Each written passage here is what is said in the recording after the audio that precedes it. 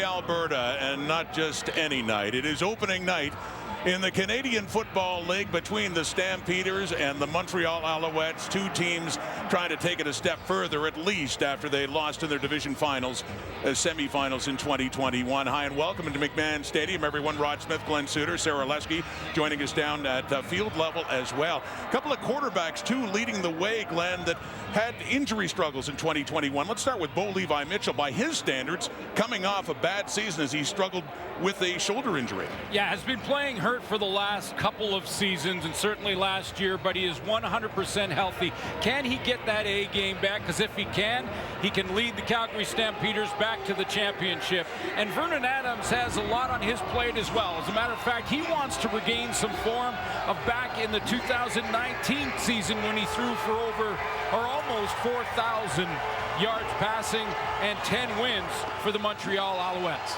He last played a regular season game October 11th, Thanksgiving Monday. He was hit by his now teammate Avery Ellis. And he was back with the Ottawa Red Blacks. Ellis was then. He suffered a shoulder injury, was done for the season. They brought in Trevor Harris.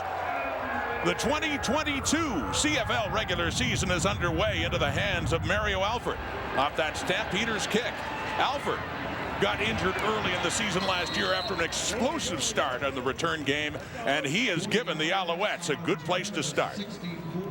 Well, here comes Vernon Adams. 14 games. Remember, it was a shortened season in 2021, and he threw for just shy of 2,000 yards last year, 14 touchdowns with 9 interceptions. He was 4-4 on the season. Trevor Harris got a couple of starts. More on that as this game goes on, but he is the starter. He's got the keys to the car in Montreal. Threw 3 interceptions in a preseason game, albeit last week against Ottawa, to get the rust off. They're playing for keeps now. Out of shotgun and first down. Under pressure right away. Adams takes off, and Sean Lemon in pursuit to limit the gain as he gets it up across the 45.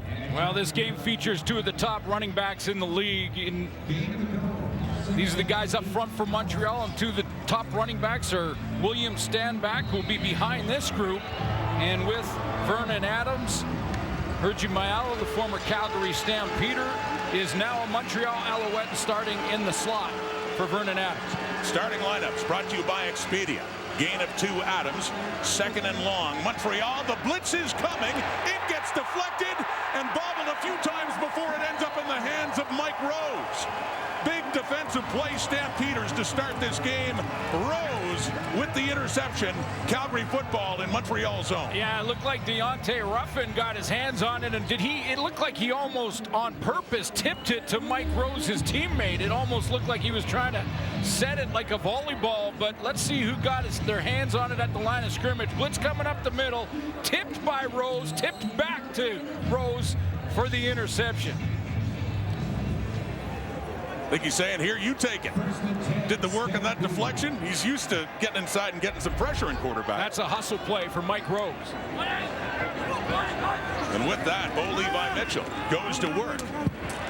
William Longley on the receiving end, and then takes a hit from Greg Reed. So we will see from Bo Levi Mitchell. 14 games last year for Bo Levi Mitchell. In the 14-game season, he threw for just shy of 2,600 yards. And this is what was disturbing for Bo. This is where he went off the rails a little bit more. Interception than touchdowns. Again, 100% healthy, had great training camp. He's back and ready to sling it. First time he's ever had more picked off than touchdowns thrown in a season in his career. Gain of 8 by Longley, so they go to the ground now on 2nd and short, and that Alouette defense up front stands up. It's the middle linebacker Trey Watson in on Kadeem Carey. Well, we talked to Dave Dickinson about his lineup, and of course every coach likes their lineup at this point in the season, and he, without solicitation, brought up Zach Williams at left guard. Said looking for a big season out of Mr. Williams at that guard position. Bagleton, top receiver, back in the lineup, along with Kamar Jordan. It was barely enough for a first down for Carey, so inside the 40 of Montreal. Carey again, second leading rusher behind William Stanback in the CFL in 2021. Yeah, and you get the feeling right out of the gate that they're going to try and test this defensive line led by Armando Sewell and see if they can handle the run up front with inexperience in the linebacking core. The one veteran back there is Chris Aki, and then you got Trey Watson and Darius Pickett, who are relatively new to the Canadian Football League. Greg Reed is the veteran in a defensive secondary that should be on the same page. They got a little bit of action together last year. Gain of 6, 2nd and 4. Mitchell, pump fake, steps up, takes off, has enough, slides down, 1st down near the Alouette 20. This is what I talked about in the pregame show with Bo Levi Mitchell. In order to get his A game back, he's got to get back to what made him great. And that's quick recognition, understanding that if he doesn't have it, then you move out of the pocket. He doesn't often run like that, but he got down early, got the 1st down, got 9 yards, and kept the drive alive. But it's that quick recognition that we're so used to seeing when Bo's on his game. In scoring range, the Stampeders are down to the Montreal 23 off that interception by Mike Rose. Mitchell on the 1st down. The heat is coming. He gets it away. He completes it to Reggie Begelton, who gets it down around the 10-yard line. Begelton, their top receiver in 2019. You know, Kadeem Carey was number 2, as you mentioned, Rod, off the top, number 2 in the league in rushing. But these running backs in the CFL have to pick up blitz, and he does it nicely for Bo to move up in the pocket, do what he does best, which is manage that pocket nicely and get rid of it for a 13-yard gain. 13 yards to put the ball right at the 10-yard line, so it is goal to go, Stampeders. Looking for a quick start. Little toss inside to Malik Henry. Around the edge, looking to the goal line. And there's the signal. Touchdown, Calgary Stampeders.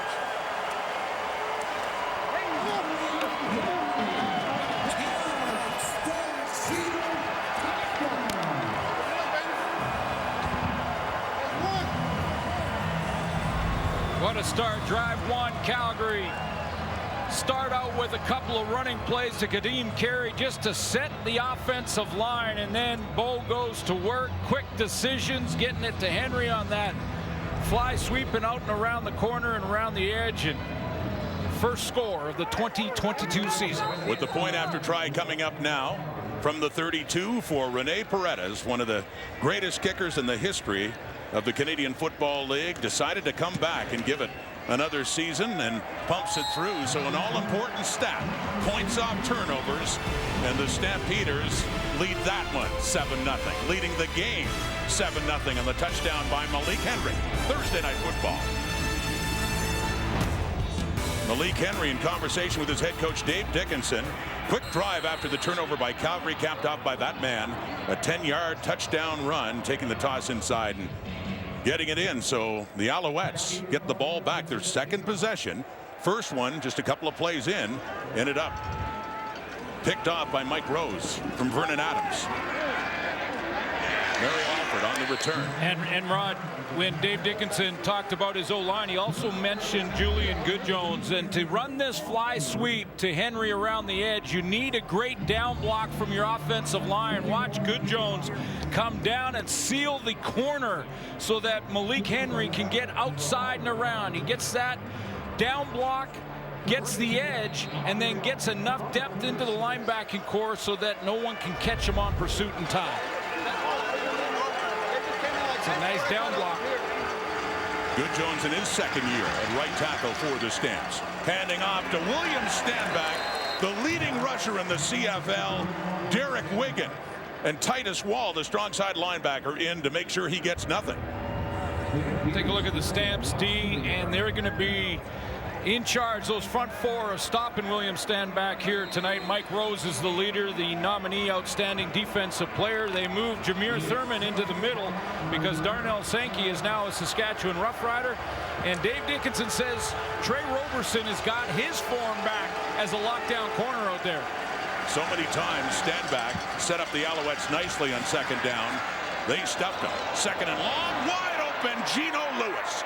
Eugene Lewis has a big 1st down catch from Vernon Adams. And that flips the field as the Alouettes get in Stampeder territory and a gain of 55. Yeah, Vernon Adams has patience here, and he has patience because the Stamps elect to go with three-man pressure. If you're just going to send three, those five up front should be good enough to allow your quarterback just to hang in there, wait for your receiver to run that double move, get outside, and get down the rail. Big play. And on that first down, Reggie White in the receiving end picks up about 5 more for the Alouettes. Boy, the offenses are clicking out of the gate here a little bit. We're seeing some plays. It's amazing when you don't miss a season and you have a preseason and you have a full training camp, how there's automatic chemistry from the offenses. Seeing it so far. I hear you. I'm getting your point here. You know, I'm not saying there won't be down times. Yeah. I'm just saying out of the gate, these offenses look crisp.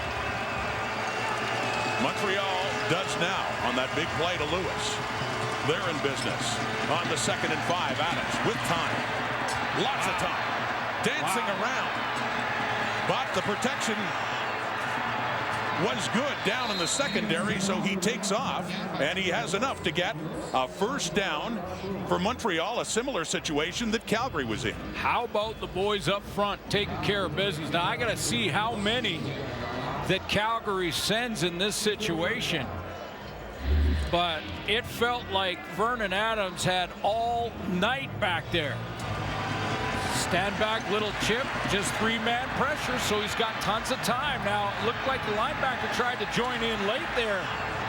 But, boy, Vernon Adams had a look at every single one of his receivers. Well covered downfield, so he tucked it. Just shy of a first down, so Dominic Davis, veteran quarterback, 3rd in the depth chart behind Trevor Harris, comes in. 4 short yardage. Quite accustomed to this situation.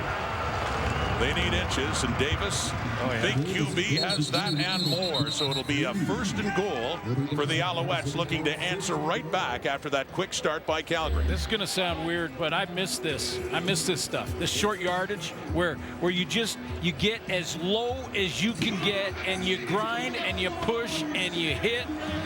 This is where the game is won and lost, and on those short yardage plays, it's all about leverage. No lacking experience in the quarterback room for Montreal with Adams, Trevor Harris, and Dominic Davis. 7-0 Calgary. Alouettes pressing. From the Stampeders 7. Adams swinging it out for Standback. Has room. Has a touchdown. Montreal.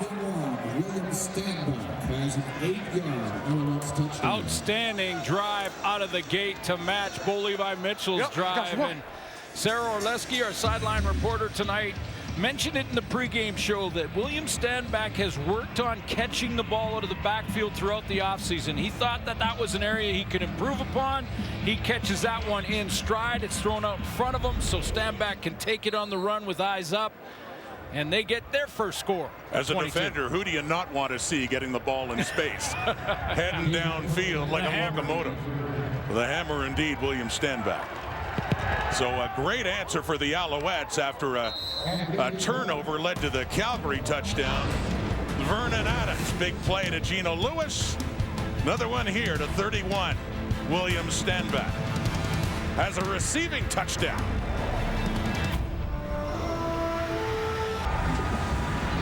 Touchdown by Standback out of the backfield. Calgary Stampeders going to add another rusher, so they get to 4, but they drop and play zone behind it. Now, if you're going to play zone, Vernon Adams knows you got to get that ball out to Standback immediately. Get it to him so he has time to turn his shoulder pads down the field and is untouched to the end zone. So matching the score of the Calgary Stampeders out of the gate. Nice drive for Montreal. With an explosive play after no gain by Standback at 55 yards to Eugene Lewis that helped set them up. 6 plays, 74 yards. Now it is Sean Payne on the return. And they've got him covered and down at about the 30. Bo Levi Mitchell, fast start after a difficult 2021. Sarah Orleski will have more on that coming back on Thursday Night Football. Among all the great quarterbacks, Bo Levi Mitchell has the best winning percentage of all time in CFL history, despite a difficult 2021 fighting that shoulder injury. Let's go down to Sarah Oleski. Well, Roddy's looking to add to his legacy, and Bo has made no secret of just how physically and mentally challenging it has been over the last couple of years. He described it as every day, every play having pain. The fun and the joy of football gone for him. It is back though now. He is feeling great, as Glenn had mentioned. He's feeling like himself again. And when you speak to whether it be Dave Dickinson or quarterbacks coach Mark Mueller, they talk about how he's looking like his old self again in terms of his throws, his mechanics. And Mark said even the deep ball, it's all back there.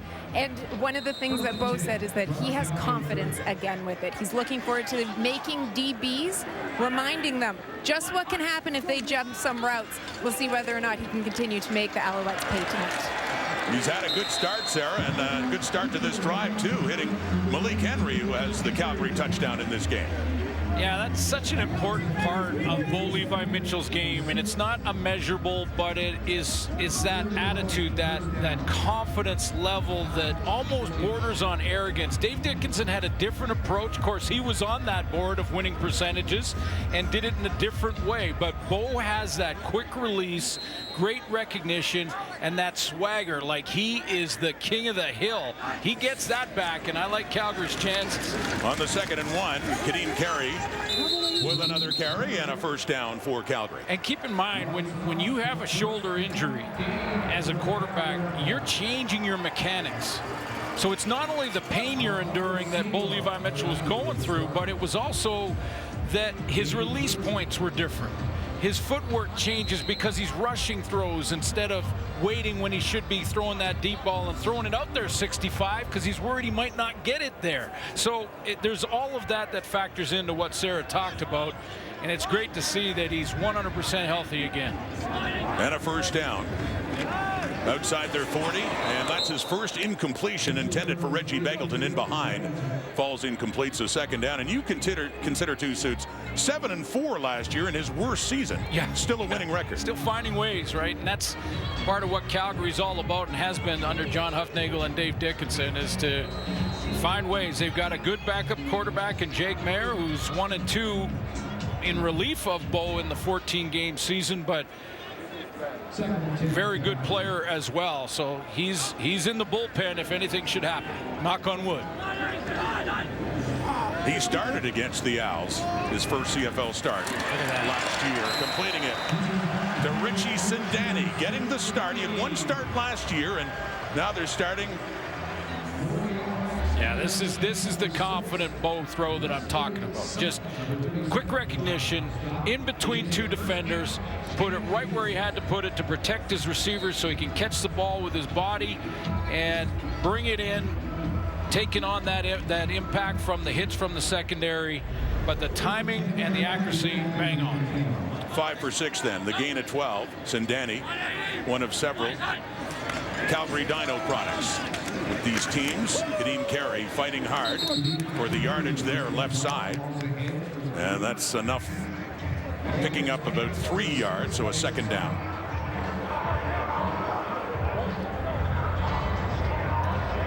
Kadeem Carey with a big season, and it'd be interesting to see with 18 games he can stay healthy again. I'm knocking on wood when I say that all the time. That's just the ex-player in me that wants to keep doing that, but you know, he can do it all. He's got a little bit of you know, everything you want in a tailback when it comes to catching the ball in the backfield. The blocks we showed you already in this game, but running the ball as well. Defensive back Greg Reed is down, getting some attention from the trainers here in Calgary. Back after this, if you can. Back in 1997. You were there? I was hosting the panel that year. My God. Love it. Oh, what a nice catch, swinging it out. Not much yardage, but good play to hang on to that ball. Kadeem Carey, and he takes a pop as well. Yeah, Darius Pickett came outside, and hey, did you miss this, football fans? Did you miss the contact that we love about the game?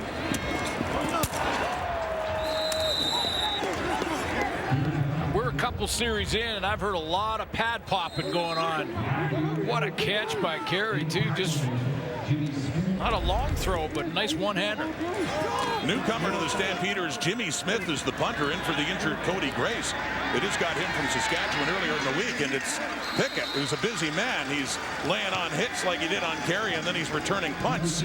That's after a 43-yarder by Smith. Yeah, they may have just stayed in sort of a safe, punt-safe type of formation as well to make sure that there was no fake coming from the Calgary coaching staff. Boy, that quarter went fast. Couple long drives for both offenses. Sure did. Vernon Adams, after that interception, 3 for 4, 68 yards. A lot of that to Eugene Lewis. And the touchdown pass to William Stanback. 7-7, late first quarter. Good one going here to open things up at McMahon. Right side. Bit of a head of steam there for Stanback, who picks up a few yards on first down. Yeah, I asked William when we had him on Zoom this week. I said, "Are you okay? I've never really asked you. Are you okay with me calling you the Hammer?" And he kind of went, "Yeah, I'm good with that." I think just about anyone who's gotten his way would tend to agree as well. He's leading rusher in the Canadian Football League. In 14-game season, he had almost 1,200 yards. 14 games now. And he played 12 of them. So he did it in 12. Exactly. So averaging over 6 yards a carry. But Calgary's done a pretty good job overall on him so far. Over the mid on a catch by Jake Winicky. First time we get to call his name in 2022, and no surprise, it's a big catch to give Montreal a first down. Yeah, I think I'm interested to hear what the panel say when we get to halftime about the play of their quarterbacks in this first quarter coming out of the gate. Look at the confidence in this throw. I mean, talk about Bo Levi Mitchell's confidence coming back. I mean, there's a lot of traffic around Winicky over there. He's got the great hands, makes the catch, fearless over the middle. Big play down the field. He had 11 touchdowns, hence the name TD Jake, to lead the CFL last year. And Adams hands that one off to Jeshrin Antwi, product of the University of Calgary. Yeah, leading all receivers, 11 touchdowns in the Canadian Football League, 11 receiving touchdowns for Jake Winicky, and there were some spectacular ones. It was Matthew Schultz getting the ball out of his hands to Winicky down in double coverage. He came up with it. Tell you what, this one, it's a special catch on the back half of the ball. Yeah, in Edmonton. That was in their season opener in Edmonton. Last year, the heat is coming on Vernon Adams. Isaac Adeyemi Berglund comes in off the edge, and on that second down play, a big play to end the first quarter by the Calgary Stampeder defense. Interesting first 15. Touchdowns both ways, but the quarter ends this way, and the Alouettes will be forced to punt when we come back. A 7-7 game through the first quarter. There's a look at the numbers. The one turnover leading to a Calgary touchdown, but really both of these offenses, defenses making big plays, offenses as well, Glenn. A lot of little reminders of why we missed this game. Yeah, absolutely. I love the first drive for Calgary. They go down and score. The second drive for Montreal, Vernon Adams looks confident in a lot of these throws. They go down and score. Seen a little bit of Stanback and both running backs in this game, but end of the day, it's the physical part of the game that I love and miss throughout the offseason. We've got a full schedule, 18 games. This is game number 1. World-class athletes putting on a show. Good show so far, and an even ball game, but Montreal and Joseph Zima will have to punt for the first time in it after a big defensive play. Isaac Adeyemi Berglund with the sack on Vernon Adams. That Calgary defense, too, has come up with a few huge plays. Of course, that interception, the deflection going into the hands of Mike Rose off Montreal's first possession. So here is Zima punting it away just outside his 30. Sean Bain in his second season with the Stamps after a punt of 47 yards. The coverage is good. Alexander Gagne in there to take him down. He's getting close to being the all-time passing leader in the history of the Calgary Stampeders. Our old friend Henry Burris leads the way at over 32,000, but Bo Levi Mitchell is second, just about 1,700 yards away from reaching that milestone, which, if he stays healthy, should happen this year. Yeah, he should blow right by Burris if he stays healthy this year in that horse race. one of all-time greats in Calgary Stampeder history. And again, just getting back to that form, we're seeing signs of it right out of the gate in game 1. Interesting to see Doug Flutie's name there. He only played 4 seasons in Calgary and still third on that list at over 20,000 yards. I remember playing against him. Yes. He's pretty good. You got some nightmares playing against him. And Bo Levi Mitchell is taken down. It is the new addition to that Alouette defense, Avery Ellis, who started his career with 4 seasons in Ottawa, getting the sack. Yeah, I think Avery Ellis down here at the bottom of your screen is going to just keep and be tenacious, because it looked like the blocking was decent up front at the beginning. That's Zach Williams, who we mentioned out of the gate, and it was just stay with it, stay with it, stay with it. And the secondary bought him another second or 2. So a 2nd and 12, the Calgary 25. Early second quarter. Throwing to the right, nearly intercepted by Rodney Randall, who jumped that route nearly to perfection. You know, Mitchell here, he realizes he's got pressure coming. So there's blitz pressure coming. Aki in the middle, linebackers. They got one more than they can block, so he's got to get it out of his hands quickly, but the ball a little bit behind the target. And when it's behind on an out route and the timing isn't quite right, or the angle of the throw isn't quite right, be careful. It'll go the other way. Almost. Jimmy Smith, the new punter for Calgary, in to get it away for the 2nd time, and a good punt. Wow. A great punt. That chases Tyson Philpott, the rookie out of the University of Calgary, and his first CFL touch. One of the Philpott twins after a long punt, 74 yards. Here, no one's happier to see a new full season get started than the commissioner, Randy Ambrosie, standing by with Sarah. Absolutely, Rod. Randy Ambrosie very excited to be able to get this season going forward. Randy, you were able to get a 7-year deal, collective bargaining agreement ratified. What does that mean for this league to be able to have that stability going forward? Well, I think it's great, because now instead of sitting across the table from the players, we can sit next to them and really focus on building the league together and treating each other as partners. And I think that's the part I'm most excited about. There's been a lot of talk about the new rules that are being instituted this year. Which one excites you the most? I love the hash marks, because it really opens up this beautiful big field of ours, which I think really is the hallmark of the CFL game. The Canadian game is the big field. So I think we're going to see these offenses go wide open. I think it's going to be hard to be a defensive coordinator, but it's going to lead to more scoring, more entertainment, and in the end, that's what the product review process was all about. Well, we're early into game 1, but it's been entertaining so far. We will let you go enjoy it as well. Thank you so much for the time. Thanks, Sarah. Take care. Rod? Thank you, Sarah. On that first down, Eugene Lewis couldn't hang on with Jameer Thurman steaming down on him, so 2nd down and 10. That one intended for Reggie White, and yeah, this Stampeder defense is laying some hits. Well, there's a play by Trey Roberson right out of the gate. Now he jumps this curl route and plays it like back to that all-star level, that nominee for outstanding defensive player of the Calgary Stampeders before he went down to the NFL. But he comes up and makes a big play on this little curl route from the outside in, and Jameer Thurman from the middle on the play before. So off the Zima punt, Malik Henry, after a punt of 44, gets it up across the Calgary 50, about the 52-yard line.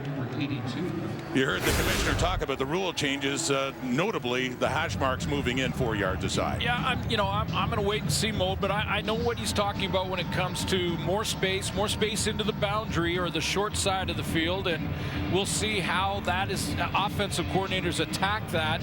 It does put the weak side linebacker on more of an island. We'll see how defenses counter that attack. The hash marks, these are the old ones. These are the new ones, and because they're sewn in here in Calgary, they're going to take some more time, probably like that all year, but those inside lines are the new hash marks. On first down, Mitchell, and he completes this one, and that is to Sean Bain in his 2nd year. You noticed a lot of those rule changes too, in trying to encourage offense. That is ultimately the goal in terms of field position for starting as well. I'll tell you what, you give your quarterbacks, the quarterbacks in this game, time to throw like that, we'll have offense. I guarantee you we'll have offense. We've had it so far. Big D2 and some pressure coming there as he gets it. Nice move. There it is. Kadeem Carey breaking tackles. Finally, Trey Watson takes Carey down, but not until he has the Stampeders set deep in Montreal zone. There it is. There's Kadeem Carey. Now he gets out in space. He gets out in the outside. Little fake on the handoff from Mitchell underneath. Well, he doesn't actually give him the play fake, just looking to drop that screen to the left side. But what a move in the open field. Watch the shake and bake here. Just a little turn, put that foot in the ground, back inside, and away he goes. 28-yard gain with a solid stiff arm to get 5-6 more. Beautiful play with Chris Aki coming in on the blitz. So faking the handoff, dumping it off to Henry. Malik Henry's had a good first half, scoring Calgary's touchdown in their first possession, getting them a little bit closer here. Yeah, and that's the second time we've seen that play. That's Malik Henry on the fly sweep. And when you run that play, not only has it worked twice now for Calgary, but it also forces the Montreal defense to widen their defensive front seven. Get the ends a little bit wider. Linebackers are going to be in a little bit more space because they don't want to allow Calgary to get leverage on the outside the way they have on those fly sweeps. Defensive back Greg Reed still out, injured. They go right up the middle with Kadeem Carey. Tough to take down. Watson there. They get a first down. It'll be first and goal as they get it down to about the 2 or 3. Watching the guy who's been followed right behind the guy who's been a nominee for offensive lineman for the Calgary Stampeders twice, outstanding Canadian once, outstanding rookie nominee, and that's Sean McHugh up front at center. Brady behind him on that run for a first down. They get it down near the 2 and a first and goal. Calgary. They scored first, looking to take the lead again. On the ground. Carries it home. Another Stampeder touchdown.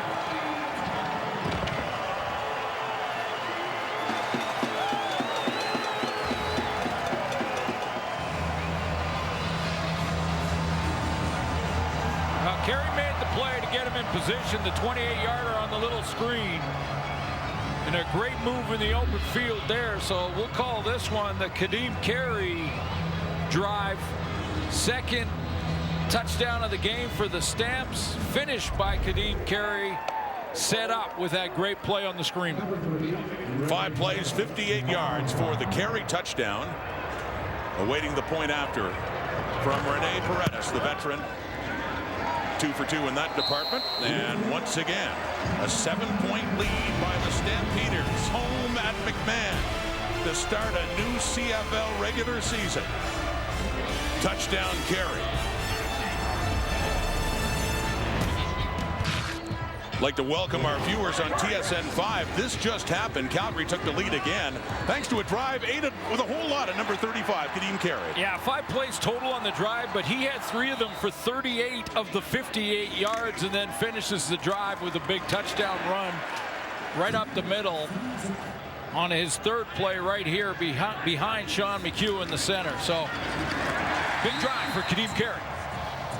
You got Kadeem Carey in the studio. Let's go, baby. Start the CFL, you're going to see a lot of that. Me online working all day. Bear down. We used to call him cash and carry, and we saw some catch and carry there from Kadeem. Yeah. Once he got a head of steam going. So then there's William Stanback, the leading rusher in the Canadian Football League on this return here by Tyson Philbott. With more on Stanback, let's go to Sarah Leske. Well, Brad, we obviously know the difference maker that William Stanback can be coming out of the backfield for it. He was the only back last year to rush for over 1,000 yards, but he comes into this season lighter. He said that he wasn't in the greatest of shape coming into 2021. He has dropped 10 pounds. He feels that's really going to help him when he's running. But also, the key for him in this offseason that he really concentrated on was making making sure that he did a better job of catching out of the backfield. That is the area that he wanted to improve upon. He felt there were too many drop balls that proved costly last season. It's something that he worked with Vernon Adams on during the offseason as well. The head and the hands weren't always facing the same direction last season. He feels that that's an area that he'll really have improved on. He wants to be that safety valve for Vernon Adams, and we saw the first 6 points, obviously, for the Alouettes in this game coming from William Stanback.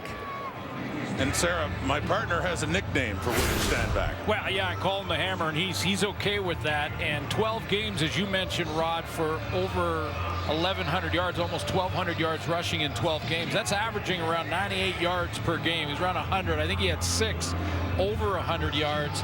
And, you know, William Stanback, the Hammer. Now, if he's 10 pounds lighter, my guess is he's not going to change his style. Well, I did a little research on the types of hammers. The ultimate, of course, the big boss is the sledge. Yeah. But there's another one just about as big called the club hammer, which, according to definition, is for lighter demolition. Okay. So Okay. There you go. We'll see if maybe if he's not sledgehammer, maybe he's club hammer now. Yeah, that he's a little bit lighter. I think he's going to be downhill, but being 10 pounds lighter. Being 10 pounds lighter will lead to better flexibility. Better flexibility leads to being able to turn and contort your body to be able to catch those swing passes out of the backfield. I think he's going to have a big year in that regard. As Sarah mentioned, that's something he worked on. It's Fraser Sobek, the injured Stampeder, their linebacker and special teamer. Seems to be okay for the injury. And that one thrown for Jake Winicky, and it just goes a bit too far for him from Vernon Adams. Second down.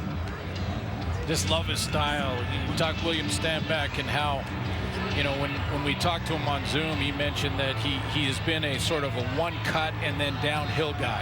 And he said, now I feel like my feet are a little bit quicker and I can make those lateral cuts a little bit quicker, and maybe there's 1 or 2 before I get to that downhill mode. We'll see how that evolves throughout the year, but it's a star tailback in the league. Montreal responded quickly in a big way after Calgary's first touchdown. They're down 7 again, and Vernon Adams is going deep again. A flag is out. He wants the former Stampeder, Hergy Mayala, coming back to where he played his first 2 CFL seasons, and a big penalty coming up here. The first flag in this game, and it's going Montreal's way. Yeah, back in 2019, Hergy Mayala was the pass interference. Calgary, number 0. Automatic first down. 8th overall pick for the Calgary Stampeders, now a Montreal Alouette, and I think he's poised to have a 1,000-yard receiving season, especially playing inside of the slot. And you can see the no question on the pass interference from Kobe Williams.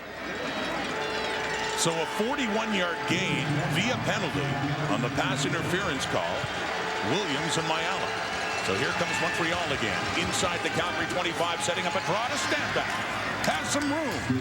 And works his way down inside the 15. How do you handle a guy like William Stanback in the trenches for the Stampeders? Here's what Mike Rose had to say about it. We got to hit him, you know, like, that's the thing. He's a good back, man. So we just got to keep smacking him until he doesn't want to play anymore. You know, and if he's not going to stop, then we're not going to stop, and it's just going to be an immovable object and an unstoppable force, and we just go keep doing this. But eventually somebody's got to break, so hopefully it's him. Well, hey, we'll be focused in on that all game long. Dominic Davis in again on short yardage on that second down. It was about over 9 yards gained by Stanback on that drop play. That Mike Rose, he's a character, and he's quite a ball player too, in his 5th season now for the Calgary Stampeders out of North Carolina State. Yeah, great character, and that'll be the matchup. He's the interior line. But let's go back to that run a couple plays ago from Stanback with, you know, again, as Sarah mentioned, being 10 pounds lighter. Watch a couple of moves in the open field. Like he said, I've been a one cut and then downhill. There's a break there. Now cut there. A hop step, and then back into the middle for 3-4 more. Little of that quickness shown right there. A 1st and 10 for Montreal, just outside the 10, faking to Stanback, and then dumping it off. Stanback with a head of steam gets down near a first down, and he's hurt. William Stanback favoring lower left leg immediately after being taken down, as even Derek Wigan calling in the training staff for Montreal. And just an awful sight. Of course, first and foremost for the health of William Stanback, but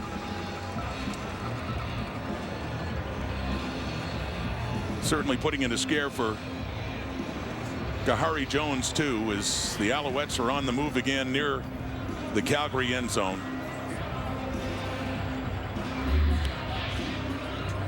Little swing pass. I take a look at what may have happened here. Derek Wigan from the inside on the coming after him. Well, there it is. He's got the weight of defensive lineman Derek Wigan on his back, and then a DB goes low on the tackle, so he wasn't able to pull his leg up off the turf in time. Like Trey Roberson firing in, and Derek Wigan round there too, so they will tend to William Stanback, hoping that he'll be okay.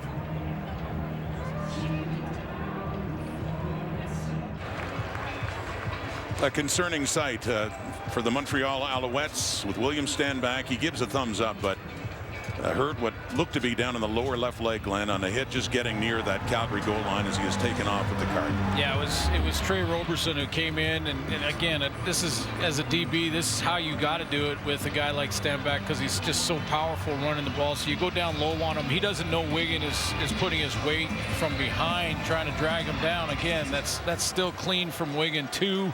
Just unlucky break for William Stanback there. We hope he covers quick. Dominic Davis takes it on the second and short, so the Alouettes do answer right back after the Calgary touchdown with a drive of their own. Bittersweet at this moment, of course. They do get back into position to tie the game, but their superstar running back William Stanback leaves it. And he contributed in a couple of ways on that drive, Stanback, to get him down there. I mean, a couple of good runs, that little screen where he was injured, and don't want to speculate on how bad it is. They'll be very careful and take all the precautions necessary to make sure they don't get him in for examination. But unlikely break for the #1 back in the league last year. It certainly is, the leading rusher in the CFL. Back-to-back seasons of over 1,000 yards, but you know, I'll say this too, when that happened, every one of his teammates made sure they went over there and just, you know, gave him a little touch on the arm and said, hey, we're with you, we got your back, you're gonna go out and battle. And you know, we all just cross our fingers that it's a speedy recovery. Absolutely. That, you know, they're obviously going to take all the precautions necessary, but you see every single teammate coming out and say, hey, we got you. Look at that. It's a good sign. That means that Kahari Jones has got the right culture in the room,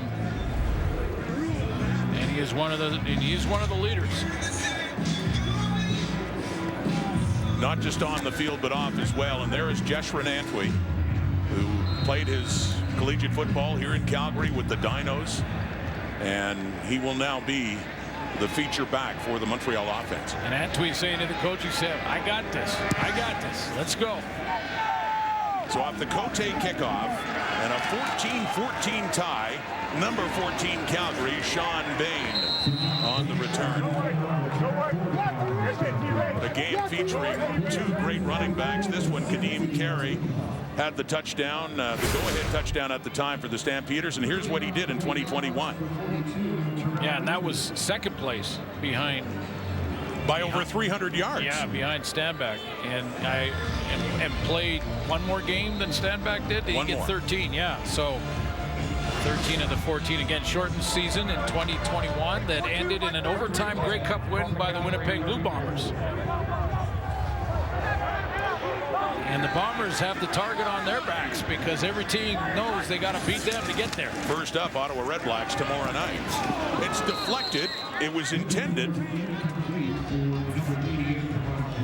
for Kamar Jordan. Yeah, Vernon Adams' first interception in that first drive was tipped as well, and that's, you know, really not ball a little bit high.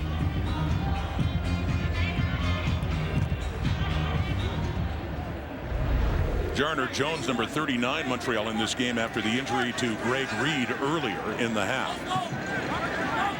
So couple of key injuries for Montreal on both sides of the ball. 2nd and 10 from the 34 as Mitchell airs it out. Looking deep. He wanted Reggie Begelton and a little bit too far. Boy, he got straight man though, and he got straight man with Marc-Antoine Dequoy that had to pick up Begelton. Now Dequoy is somebody that Kahari Jones brought up without us asking, just saying, hey, who's had good camps? He mentioned Marc-Antoine Dequoy immediately, the starting safety. He gets in that one-on-one down the field with Begelton, and that's a matchup that Bo Levi Mitchell wanted to take a crack at. Dequoy comes up with great coverage. 2nd 2 and out of the game for Calgary. Jimmy Smith punts it away. And another injury as well. I neglected to mention the injury to Mario Alford. So Tyson Philpott gets his 2nd punt return. Yeah, big story on draft day when Jalen and Tyson were drafted 5th and 9th. So Jalen has bragging rights on the draft on his brother. However, now it really matters who's going to be most productive when they get sort of full-time work. And there's Dad, Corey Philpott, of course. Great CFL career with the BC Lions and the Winnipeg Blue Bombers, and champion in 1994, and the mother Colleen as well. Absolutely, and I like the T-shirt that Corey Philpott creatively put together to represent both teams. The Stampeder on the right, the Alouette on the left. But so far, Tyson of the twin boys getting a chance. Jalen, they're injured in training camp. Montreal, number 87. 5-yard penalty. Remains first down. Yeah, we talked to both coaches though about the new recruits, and both are real excited about these kids. I mean, they said, you know, these guys are going to be dynamic playmakers when, you know, they learn and understand the difference, and you've got to get used to the level and make sure you're in your playbook and all of those things. But they'll be up there sooner rather than later, and they're going to make some plays. 1st and 15 on the penalty, and Antwi looking to turn it upfield, sees it fall incomplete. Corey Philpott, yeah, he was a great one. And with the BC Lions, mentioning the 1994 Grey Cup. Yeah, 8 years in BC and Winnipeg. BC primarily, though. That's where he really did all of his damage. And then I mentioned the 94 Grey Cup champion BC Lions against the Baltimore Stallions that year. And, you know, I think that was a real significant Grey Cup win when you think about all the, you know, Canadian racial discussions and everything. Baltimore didn't have one and didn't win. And the Corey Philpott was a big part of that. And I love the handshake with Michael Pringle at the end of that. Of course, went on to the Alouettes. Under pressure here as Landon Rice falls on the loose ball.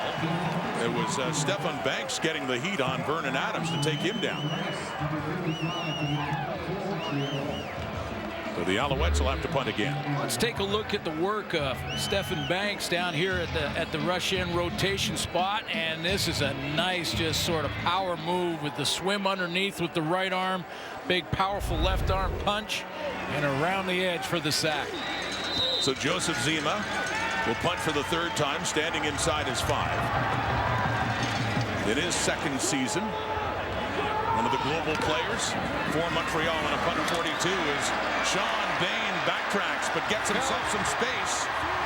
Regis Sibasu was in pursuit, but a good return for Bain of 23 yards, first going back and then finding a lot of room to go ahead.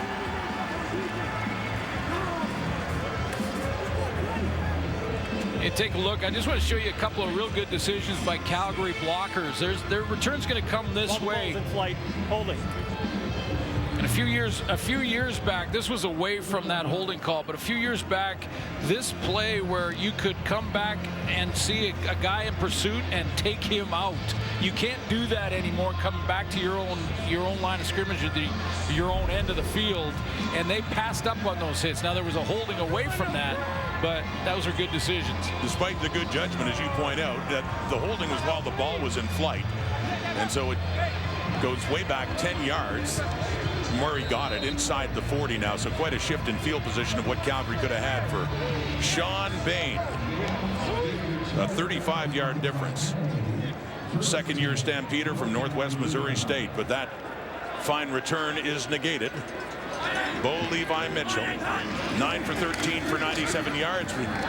in a tie game again, and that one falls out of the hands of Kamar Jordan.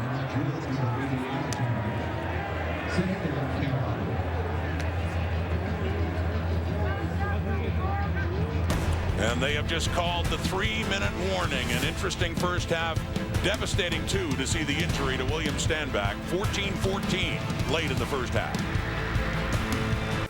All right, coming up at the half, we've got a fantastic football game to open the season, but unfortunately it's all overshadowed by that injury to William Stanback. We will break down what this means for the Montreal Alouettes moving forward. Coming up. Thank you, Kate. Halftime getting closer with Kate and the panel. And yes, it's Calgary that's taken the initiative on the board, and Montreal coming back. How will they react? First, it's Bo Levi Mitchell. Looking deep again, and he had Malik Henry wide open. Boy, Just a bit too far. Yeah, did he ever? I mean, Malik Henry runs the corner route and has really been a #1 target and playmaker so far in this game. I mean, a couple of fly sweeps. He's got a touchdown. He's got the corner. But here's the example that Bo Levi Mitchell is no longer playing through pain. He just flick of the wrist with that throw. He misses his target, but he misses him long by about 6 yards. So a second straight 2-and-out for the Stampeders. The left-footed Jimmy Smith, newcomer to the roster after the injury to Cody Grace, kicking it to Tyson Philpott. Another good punt of 56 yards, and Philpott the return, getting it over the Alouette 20-yard line. His third punt return, third touch in his young CFL career. Of course, the Philpotts, U of C, U of Calgary, both familiar with this field. Stars with the Dinos for several years. Getting drafted in the first round is 4 spots apart. You see Jeshrin Antwi, the backup running back, and now in for the injured William Stanback. Speaking of University of Calgary, Jeshrin Antwi, yeah, a Dino as well. Look at and taking the handoff, a big hole, and Antwi still going. Jeshrin Antwi, what a carry for him as he's finally taken down. What a statement run for the backup running back after the star goes out. Big play, Jeshrin Antwi. Man, you gotta love that. He's over on the sideline talking to the coaching staff, and he's saying, guys, I got this. I'm good. I'm good. Give me the ball. Let me show you what I can do. I know I played behind the #1 running back in the league last year, but give me a chance with the football. Let me see what I can do. How about a 70-yarder right out of the gate? Jeshrin Antwi in 2021 had 14 carries for 36 yards. He just about doubled it on one run, and a big one, too, for the confidence on the ground for the Alouettes. Driving again inside the 20. Knocked away as the Stampeder defense steps up that time. Well, let's go back to the Canadian and Jeshrin Antwi and see this run and regular speed and just what the DBs are dealing with. How about breaking those 2 tackles? That's what you're supposed to do defensively, is get them on either side, and then you can vice grip them down to the ground if you're trying to tackle a running back. Not that time. Antwi just went right through those 2 guys. He was drafted by the Alouettes in 2019 in the 6th round. Found his way onto this roster. And a huge play from Montreal to put him in this position. But on second down, and a flag is down 2. Yeah. Have to think it's holding against the Alouettes, and a look into the end zone for Adams falls incomplete. Yeah, and this is Antwi and a young player, and he's got to pick up the edge rusher here on this last play. Montreal #20. And penalties decline. 3rd down. And he struggles with a little bit. So now you're getting a chance to play. Yeah, it's the big runs, and yeah, it's those runs that'll get you in the newspaper. But well, I guess on Instagram now. But this is what you have to do in this position as well. You've got to take and be able to protect in the passing game. And he's going to have problems with Cameron Judge, who's a new Calgary Stampeder this year, coming off the edge, and he gets the holding call. Be about a 27-yard try coming up for David Cote, who was 32 of 39 in his rookie season in 2021, and he splits the uprights.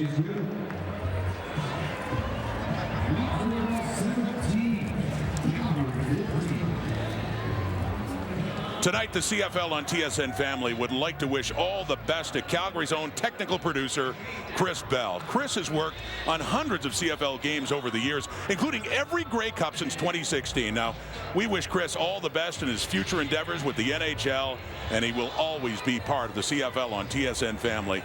Thank you, Chris, from all of us. You'll be impossible to replace. Yeah, big thank you to Chris, and you know, and all those working behind the scenes for us. Do so many great, do their job so well down there, from cameramen to everybody in the truck, which I call the van. Intercepted. Darius Pickett. Oh, and he fumbles it.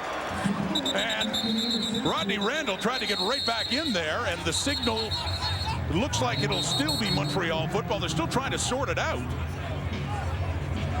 Looking like a jump ball. Kamar Jordan did his best, but I think this is going to go to Montreal back after the pick. Darius Pickett's been around the football. UCLA product. You know, we haven't really analyzed him or ISO'd him, but he's been around the ball a couple of times now. I've seen number 6 on the special teams and on defense, making tackles, being in the right place. Boy, he just falls under this curl throw. Megleton strips it out, but he's bailed out by his teammate Rodney Randall. What's the Darius do? Pickett. I couldn't resist. I see what you did there. 3-point lead with the ball, dumping it off. Christophe Normand, the fullback. Not much more after the reception for Christophe Normand. 3rd year with Montreal, 7th year in the CFL.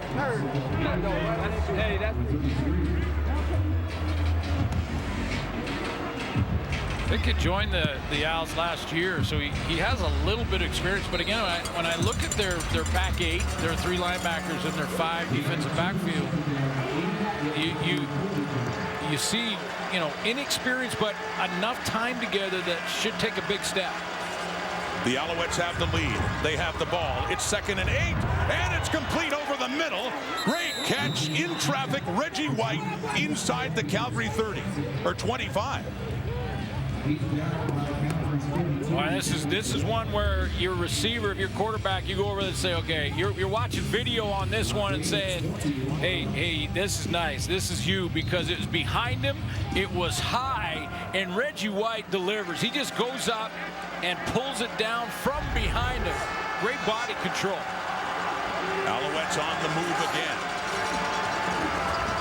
In the final minute, Antwi had that big run earlier, gets it inside the 20. What a response again by the Alouettes, especially with the devastating injury news to William Stanback. They're not missing a beat so far. And with a chance with 47 seconds to go to add to their 3-point lead.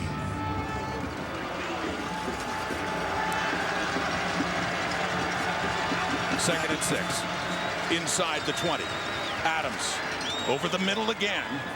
And it's Hergy Mayala, the ex-Stampeder, and a flag comes out. Yeah, and I think Vernon Adams a little slow to get up there.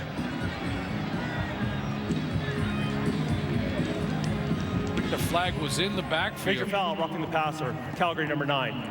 Half the distance to the goal, an automatic, 1st down. So they call Folarin Rimolade on the roughing the passer call that'll move the Alouettes that much closer. Rimolade is up at the top of the screen here, and he's in that 2-point stand-up rush-in position. Let's see, he goes inside move on that spin. Yeah, and then he got the top of his helmet right under the jaw. That's the definition of roughing the passer. So with the penalty, it moves to the Calgary 7 and a 1st and goal. 31 seconds on the clock. Vernon Adams and the Alouettes hoping to make it a 10-point lead at the half. They have responded to adversity so far in this game. Under pressure, Adams takes off. Hurdles! Touchdown! What a play by Vernon Adams.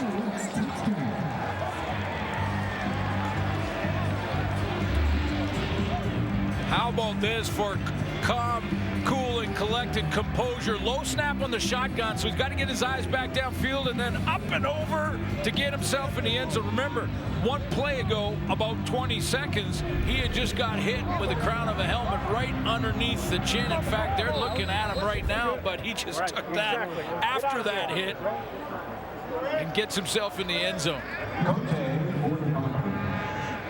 He has earned accolades, criticism sometimes, but Vernon Adams, when he is on his game, football's back, buddy.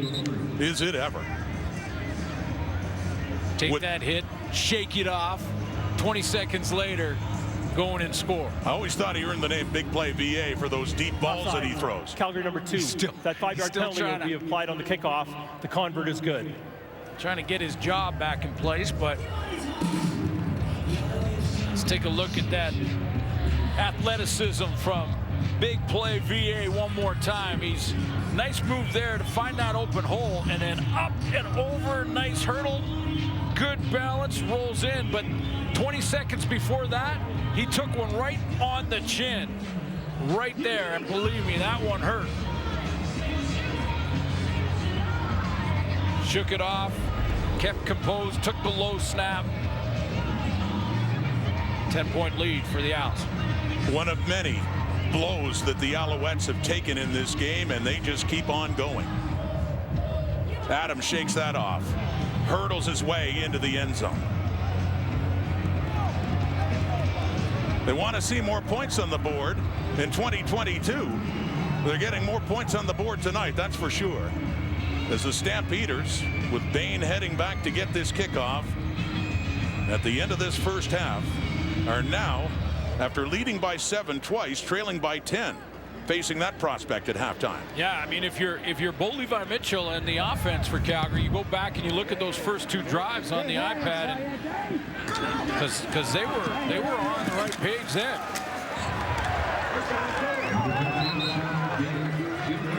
Bain on the return. 17 seconds to go. Bo Levi Mitchell. And in those drives, Rod, when you think back to them, I don't know specifically, but I'm thinking that Kadeem Carey was a part of those, and balance in the offense was a part of those touchdown drives for the Calgary Stampeders. I'm sure Dave Dickinson will look back at that and get his star tailback, back involved.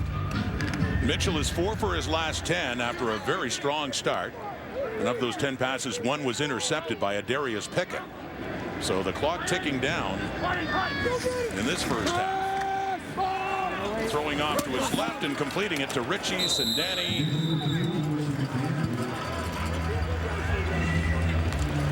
A gain of 17 yards. And that throw, by the way, is the same length if you're in the middle of the field as it was before, but if you're on the hash mark, it is different. So it's a closer throw, so that wide receiver to the wide side of the field when you are on the hash, like they're on the left hash now, Calgary. Throw to the wide side of the field, or Bo Levi Mitchell's right, which would be right over here, is a shorter throw now. By 4 yards. Dumping it off again in behind. Falling incomplete, intended for Kadeem Carey, who had a touchdown earlier in this game.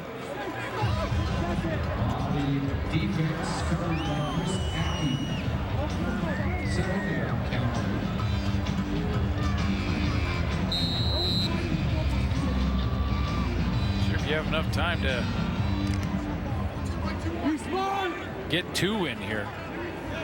Just 6 seconds now left. Take a shot on the deep ball and look for either a flag or a catch. Instead, something shorter. It falls incomplete with down to 3 seconds now.